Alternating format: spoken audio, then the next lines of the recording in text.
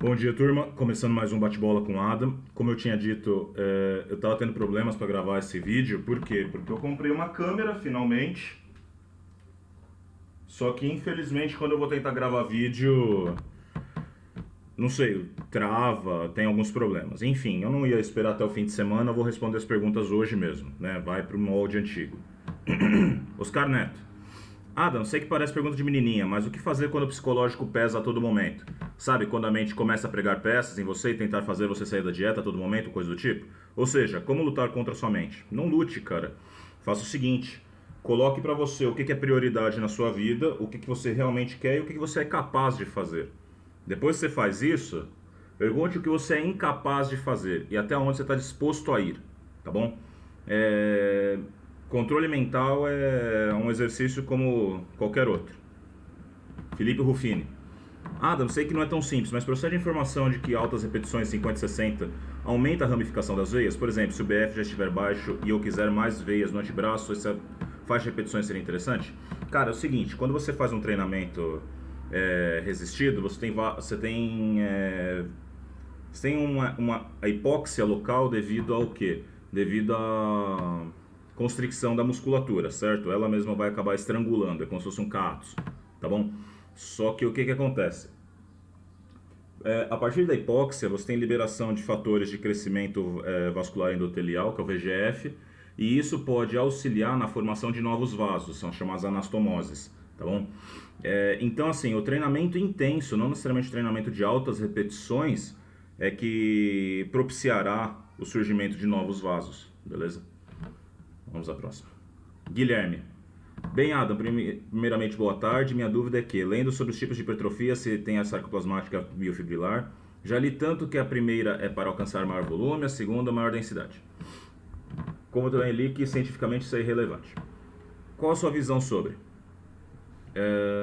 Bom, é o seguinte, o que acontece? Densidade é massa sobre volume, ok? Às vezes você pode ter um volume muscular grande, sem aquela aparência de músculo cheio, sabe?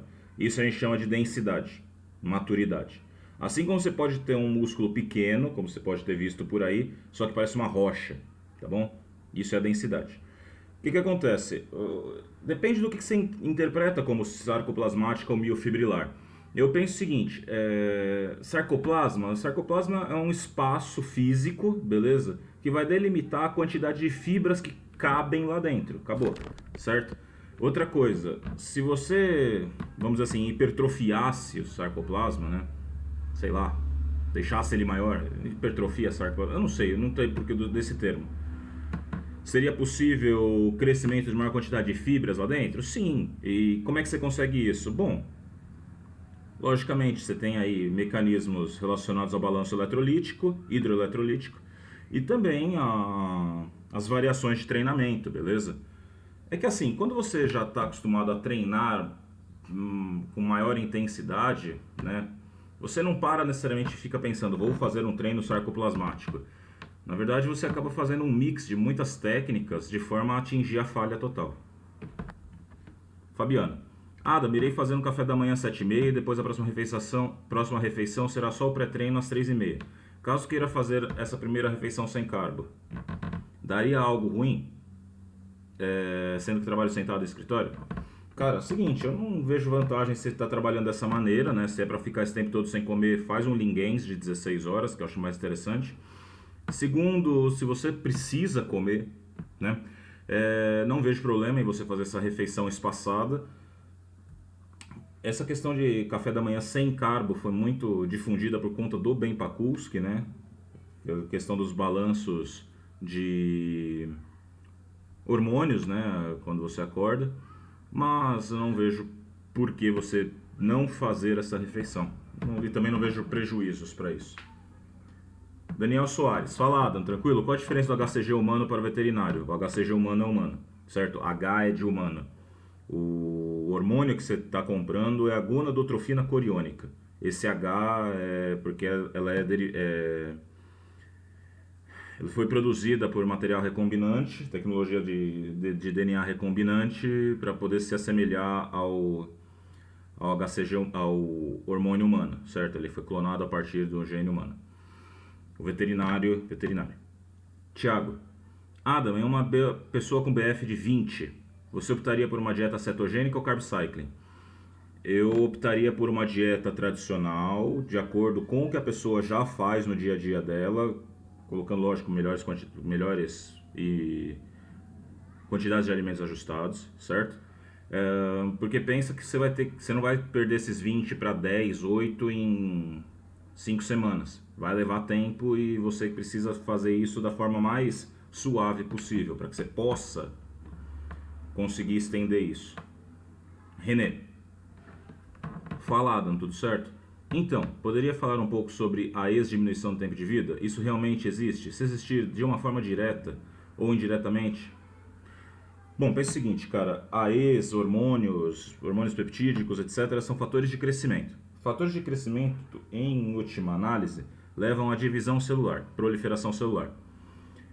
Quanto maior a taxa de proliferação celular, quanto mais rápido uma célula se divide, um conjunto de células se dividem, maior é a quantidade de erros genéticos, certo? O seu organismo ele possui mecanismos para reparar os erros durante a divisão celular. Isso é chamado de sistema de reparo, é um conjunto proteico, que vai estar analisando em cada fase do ciclo celular a procura desses erros. Caso ele encontre, ele tenta corrigir, se não corrigir, a célula morre por apoptose. Muito bom. Qual é o ponto? Existem genes que estão relacionados com a proliferação indiscriminada das células. São chamados proto-oncogenes. São genes normais, por exemplo, gene do fator de crescimento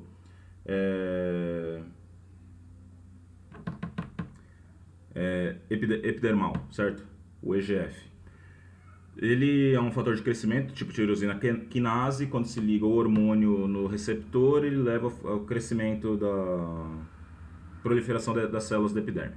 Beleza. Uma mutação nesse gene faz com que essas células tenham essa via de proliferação ativada, mesmo sem o sinal hormonal. Significa que não tem como você parar o processo de divisão celular.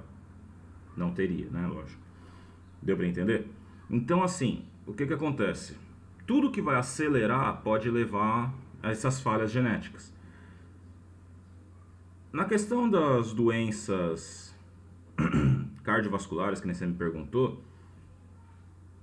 está muito mais associado com a predisposição genética da pessoa, certo? Se ela já tem histórico familiar de hipercolesterolemia, ou questão dietética dela pode estar uma merda.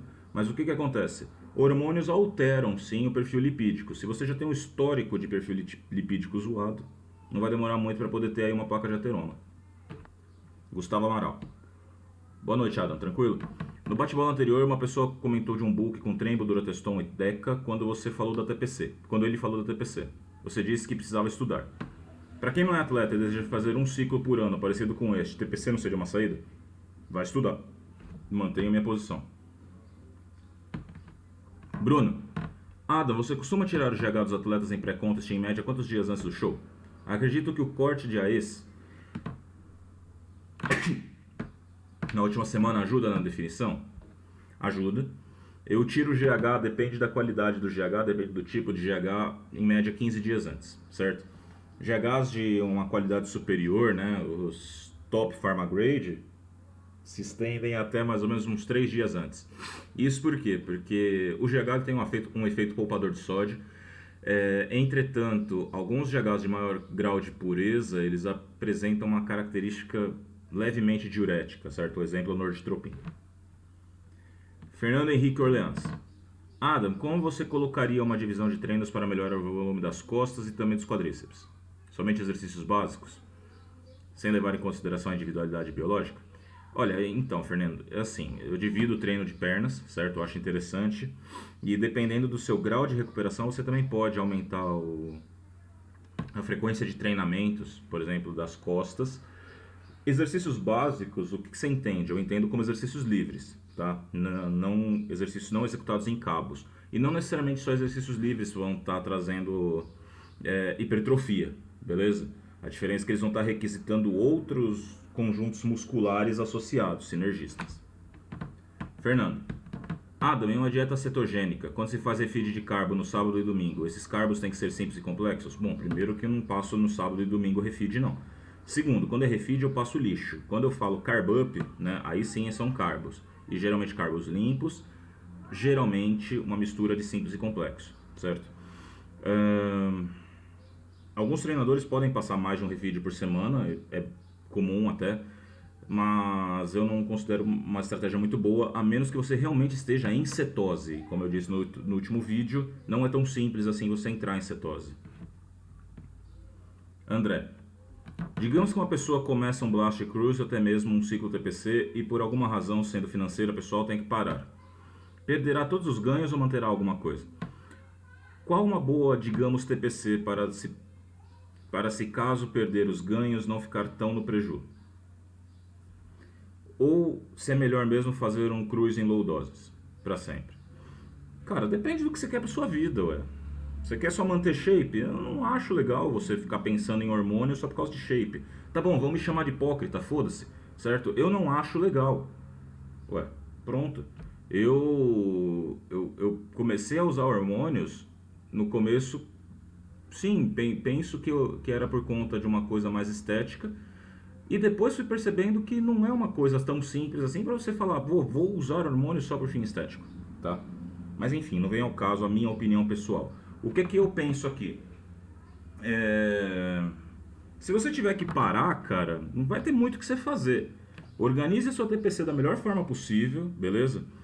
E entenda, você não vai ter a liberdade, vamos dizer assim, alimentar que um hormonizado tem. Você não tem um ambiente metabólico favorável igual você tinha antes. Digamos que você faça um bom uso de hormônios, certo? Então trabalhe com uma dieta um pouco mais restrita e sempre castigue no treino, né, velho? Você tem que lembrar que um bom treino intenso vai estar produzindo aí uma quantidade muito boa de hormônio endógeno, vai estar auxiliando na sua TPC. Além disso, sei lá, o gasto calórico é muito alto, então você vai manter um BF controlado, tá bom? Eduardo Mendes. Boa noite, Ada. Primeiramente, parabéns. Minha pergunta seria sobre a sua opinião de ciclos sem testo, para usuários que pretendem apenas ir melhorando o shape sem pressa com ciclos curtos e doses razoáveis. Uns dizem que a recuperação do eixo se torna melhor, o Dudu mesmo cita isso.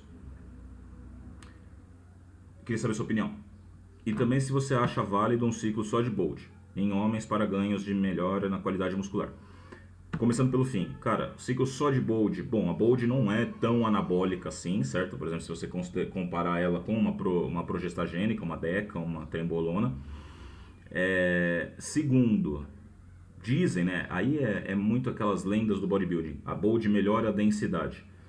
Cara, que nem a gente falou na última pergunta aí, densidade vem do treinamento, vem da questão do aumento do número de fibras, tá bom? A Bold ela trabalha muito com a sua fome, cara, então eu acredito que as pessoas acabam vendo melhor na densidade porque acabam comendo mais, né? Então, vamos dizer assim, aumentam a oferta nutricional. Em relação ao ciclo sem testo, eu não sou a favor, tá? Isso é opinião pessoal minha.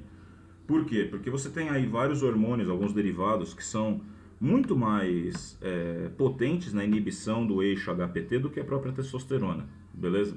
O Dianabol é um exemplo, o Hemogenin, por exemplo. Agora, questão das low doses, é como eu disse, poucos estudos são feitos realmente para critérios de comparação, certo? Então, vamos lá, vou pegar 50 pessoas, vou dar low doses de Dianabol para ela, tirar, não fazer qualquer tipo de TPC e esperar a recuperação do eixo, contabilizar os dias. E a mesma coisa sendo feita com low doses testo, tá bom? Isso seria um estudo bem feito sobre isso. É isso. Mas aí tem toda a questão ética e etc.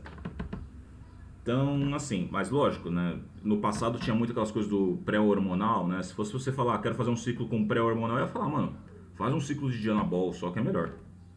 Muito menos colaterais. Nelson Padilha. Adam, o que você acha sobre o uso de nutrópicos? Realmente funcionam? Bom, cara, os nutrópicos, né, os smart drugs, eles têm a sua função, né? Vamos dizer assim, clinicamente foram criados para tratamento aí de algumas desordens neurais. e acabaram por melhorar, vamos dizer assim, oferta de nutrientes, oxigenação para o cérebro, né, para o encéfalo de forma geral, e isso acaba se refletindo nas propriedades cognitivas. Então, algumas pessoas relatam a melhora na capacidade de concentração, na capacidade de atenção, e alguns fisiculturistas têm utilizado isso como uma outra forma de pré-treino, beleza? Para aumentar o foco durante o treino. Funciona? Relatos dizem que sim. A teoria diz que sim. Pode ser que funcione. Quais as consequências disso a médio, curto e longo prazo? Não sabemos. É tudo tentativa e erro. Michael, consigo fazer um bulk em low carb, high fat ou keto com um refeed por semana? Consegue. Lublin, acompanhe o seu trabalho. Adam, GH sem uso de peptídeos e esteroides, feito de maneira isolada, é possível progredir bem, visando melhora na cognição, shape mais limpo e mais estético, 3 a 4 Is diários? Existe algum tempo mínimo para se ver resultados? Cara, é assim, né? O GH, ele é sinérgico com vários outros hormônios, né? Com testo, com hormônios da tireoide. O que eu vejo? É válido você fazer uso de GH? É válido na terapia de reposição hormonal, realmente se relata melhora na cognição, na aparência estética, de forma geral. Em relação a ganhos, depende do que você entende como ganhos, né? Você não vai virar sei lá, um top 1 nacional, beleza? Mas você vai estar com um shape acima da média, vamos dizer assim, se você fizer uma boa dieta, um bom treino, associar com esses seus 4 Is, provável que sim. Tempo mínimo? Depende da sua resposta. Aleph. Bom dia, Adam. Aliás, boa noite. Antes de mais nada, parabéns aí pelo trabalho. Gostaria de saber qual a sua visão sobre treinos para hipertrofia. Qual método você acha mais efetivo para a construção muscular? Em um bulk, você acha efetivo em dieta com a divisão dos macros entre 40 de carbo, 40 de gordura e 20 de proteína, ou clássica 50, 30, 20? Seria mais efetivo para ganhos? Cara, depende, velho. Depende a quanto tempo você está treinando, se você já não é mais um indivíduo iniciante, né? Para um iniciante, cara, uma dieta de até 50% de carbos no dia já vai te dar uma puta de uma diferença. Sendo bem sincero, esses 20% de proteína já são suficientes para que você comece a ter melhoras estéticas. Isso é iniciante, né? Quando se trata do indivíduo já bem treinado, as discussões são controversas. Com relação a tipo de treino para hipertrofia, eu gosto muito de trabalhar com heavy duty, né? É o tipo de treino que eu trabalho. Mas eu acredito muito em princípio de falha, certo? Se você vai falhar com princípios Weider, né? Confusão muscular, rest pause, repetições forçadas. Se você vai fazer treinos extensos de 2 horas, né? Que nem a old school fazia, ok? Contanto que você tenha uma boa recuperação, uma dieta bem ajustada para o tipo de treinamento que você faz, certo? E aí a gente entende o quê? Que esses treinamentos são extenuantes, que eles vão consumir lá, sei lá, por treino, 600 calorias, 700, beleza? João, GH15 fala que o que os bodybuilders usam contra a acne é o mesmo que o moleque de 15 anos usa, um Roacutan da vida. O que você acha do uso concomitante com a AES? Sei lá, se a dose for baixa, dá para usar tranquilo. O maior problema do Roacutan é associado com os 17 AAs, né, que também são metabolizados lá no fígado, e também com dietas muito ricas em lipídios, beleza? Que a maior parte dos lipídios são metabolizados ali no fígado, né, o colesterol, por exemplo. E como o Roacutan em doses altas ele tem um caráter hepatotóxico, né, os retinoides em geral são assim, você pode ter uma absorção, um mau aproveitamento e até um acúmulo de gordura no fígado, beleza?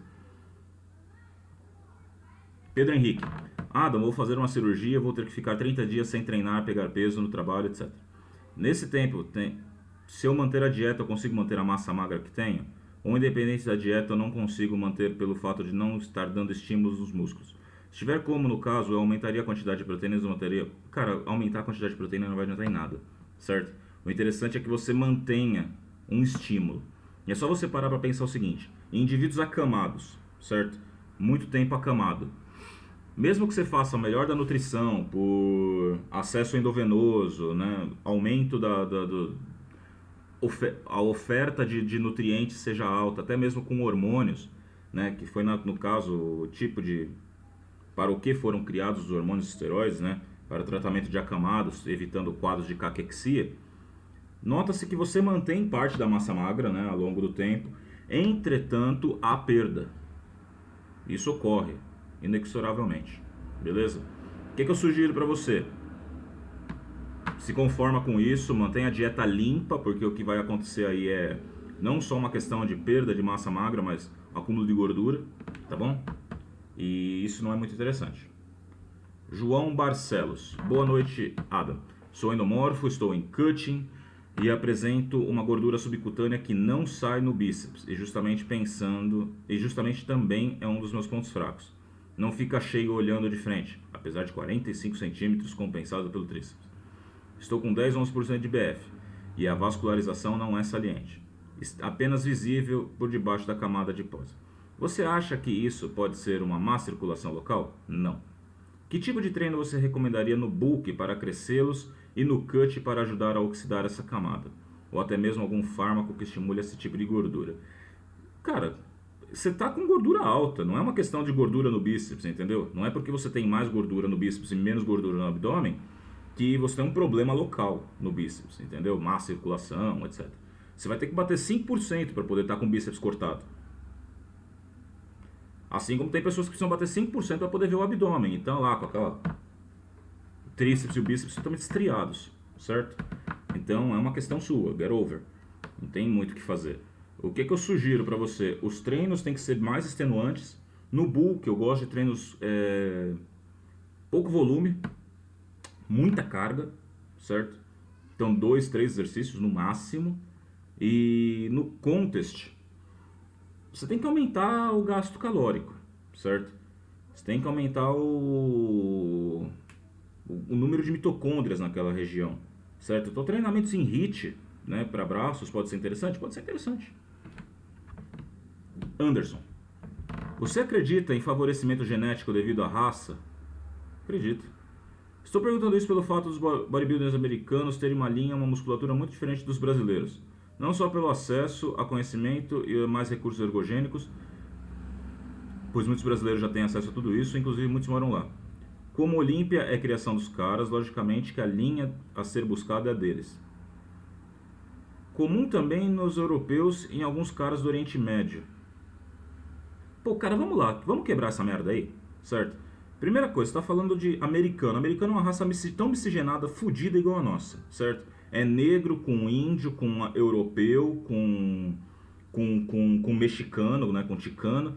Quer dizer, é a mesma zona que a nossa, tá? Se você for analisar de forma geral. Ah, mas só que por que eles não são moreninhos? Porque em muitos casos ali, velho, eles têm problemas sociais associados a isso, beleza? Então, muito da segregação social ali associada com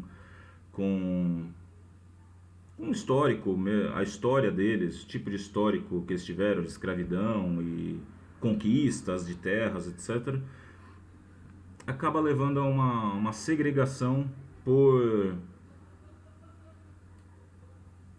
grau etnológico, tá? Então, às vezes você pode ver um negro, ou você pode ver um loirinho de olho azul. Se for fazer uma análise genética mesmo deles, procurar raça biológica, ali você não vai achar. Você vai achar uma puta de uma mistura. O que eu tô pegando aí, cara? Você quer tentar achar uma justificativa. Pô, brother, eu recomendo que você vá em alguns campeonatos, velho. Campeonatos bons, nível nacional mesmo. Você vai ver caras muito bons mesmo. Qual que é a diferença? O acesso ao abuso, tá? Eu não sei se você tem conhecimento de pessoas que moram lá fora. Eu tenho alunos que são de fora. Porra, brother, o acesso deles a peptídeos, GH, etc. é muito mais fácil do que o nosso. Mesmo underground. Carlos Eduardo. Na sua opinião, qual a melhor estratégia de treino a ser seguido para ganhos no quadríceps? Treino volumoso, dividido em mais de uma vez na semana. Eduardo Machado.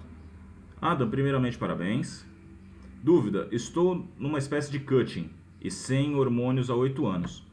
Ciclei aos 20 e tenho 28. Meu BF está em torno de 13, mas os membros inferiores não definem nem com mágica. O que pode ser isso? Tenho um shape razoável para quem está natural, mas da cintura para baixo parece um gordinho com canela de preguiçoso, sendo que tenho uma razoável hipertrofia das pernas e coxas. Sou ex-adolescente gordo. Modéstia à parte, tenho facilidade tanto para ganhar quanto para perder gordura na parte superior, mas nas coxas está difícil. Seria E2 elevado por fatores genéticos? Poderia ser. Ou um maior número de receptores estrogênicos nessa região. Eu tenho um maior número de receptores estrogênicos na perna, isso é visível. Tenho uma super dificuldade para poder definir minhas pernas, isso acontece. O background genético conta, com certeza, não tenha dúvida, né? Mas assim, a 13%, cara, muito difícil você vai ver corte na perna, tá? Com 13%, mal e mal, você vai ver corte no abdômen, tá bom? Jorge Farril. Brimo Pharma. Até que ponto você acredita que o tipo de veículo utilizado em injetáveis pode modificar o pico plasmático de fármaco veiculado a esse óleo? Exemplo, MCT tem um fator de depósito menor que o óleo de uva, porque esse último é bastante viscoso, possuindo depósito maior. Logo, a interpretação que tiro é que veículos mais densos poderiam interferir na meia-vida, por exemplo, em fármacos com ésteracetato. Sinceramente, acho que isso pouco interfere no objetivo final, fator de empilhamento, etc. Mas gostaria que você discutisse o assunto. Então, cara, aí a gente está discutindo mais uma questão farmacotécnica. A gente sabe que o tipo de formulação vai estar influenciando na velocidade de liberação, né, do fármaco para o sistema. Então, se você fosse analisar, não sei se você lembra, né, dos nossos tempos de facu, aqueles gráficos de farmacocinética, no qual você tem uma via de administração parenteral, pode ser intramuscular, em comparação com a endovenosa. Então, quando você compara com a endovenosa, você tem o pico plasmático já em 100%, começando em 100%, certo? O que leva a uma queda muito mais rápida do que quando você faz por uma absorção, uma via de administração parenteral. Então, sim, eu acredito que o tipo de formulação, a farmacotécnica do produto vai influenciar com certeza na farmacocinética.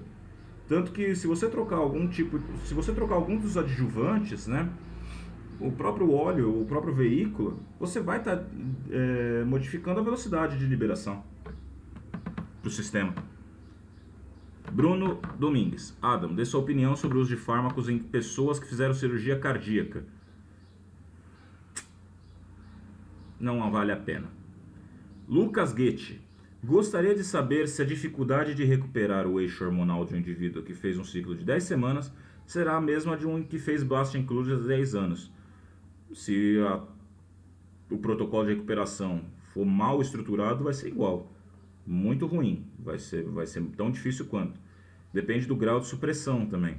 Depende do quanto você abusou em 10 semanas e o quanto a pessoa abusou em 10 anos. Joabson Silva. E última do dia. Adam, qual seria a melhor estratégia do seu ponto de vista sobre quem é natural manter um off limpo pelas limitações de quem é natural? Ou existe alguma possibilidade de off depois limpar no cut? Eu acredito que o off e cut para quem é natural não se encaixa. É off limpo e pronto. Concordo. É off limpo e pronto. E você pode abrir um cutting sim depois, certo? Aí vai de como você vai organizar a sua dieta. Gente, muito obrigado por assistir mais um episódio do Bate-Bola com o Adam. Eu tô pensando em transformar isso realmente num programa, tá? Então a cada 15 dias a gente vai estar lançando a chamada associado com as respostas. Ou a gente pode continuar num esquema semanal, vai depender do grau de resposta que eu vou obter de vocês. Eu não sou um canal famoso, né? Eu tenho poucos inscritos, 1.300, e os vídeos eles dão em média 700 visualizações de audiência. Não é muito, né? Por isso que eu estou pensando em fazer o trabalho quinzenal, talvez melhorar um pouco isso, ok? Gente, obrigado, agradeço mais uma vez e... War. Go!